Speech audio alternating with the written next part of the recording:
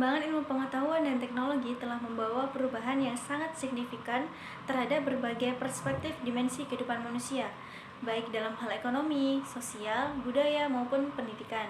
Agar pendidikan tidak tertinggal dari perkembangan iptek tersebut, perlu adanya penyesuaian. Penyesuaian tersebut terutama yang berkaitan dengan faktor pengajaran di sekolah. Salah satu faktor penyesuaian yang berkaitan dengan pengajaran di sekolah adalah media pembelajaran yang perlu dipelajari dan dikuasai oleh guru, sehingga mereka dapat menyampaikan materi pelajaran kepada peserta didik dengan baik, berdaya guna, dan berhasil guna. Kata media berasal dari bahasa Latin medius yang secara harfiah berarti tengah, perantara atau pengantar. Media pembelajaran diartikan sebagai segala sesuatu yang dapat digunakan untuk menyalurkan pesan atau isi pelajaran, merangsang pikiran, perasaan, perhatian, dan kemampuan peserta didik, sehingga mendorong proses belajar mengajar. Pada tahun 50-an, media disebut sebagai alat bantu audiovisual, karena pada masa itu peranan media memang semata-mata hanya untuk membantu guru dalam mengajar. Tetapi kemudian namanya lebih populer sebagai media pengajaran atau media belajar.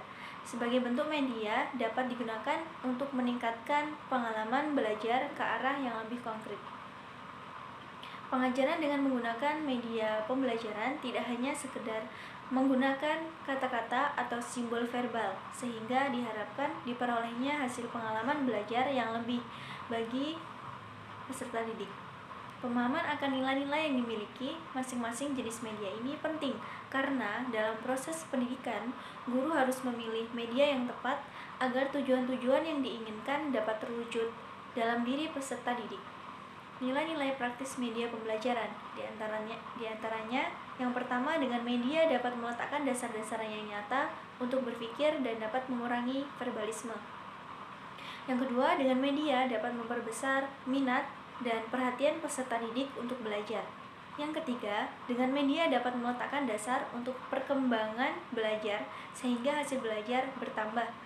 Yang keempat, memberikan pengalaman yang nyata dan dapat menumbuhkan kegiatan berusaha sendiri pada setiap peserta didik.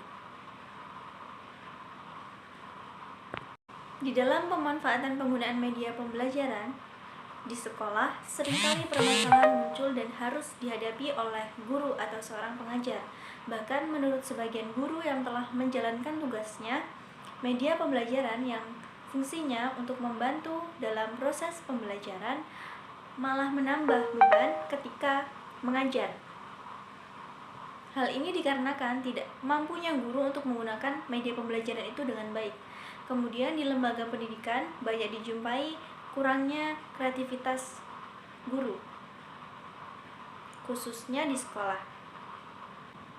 Terdapat banyak media pembelajaran yang kurang optimal keadaannya, seperti jumlah dan komponennya kurang, dan kualitasnya buruk, serta media yang tidak mudah untuk didapatkan dan diakses.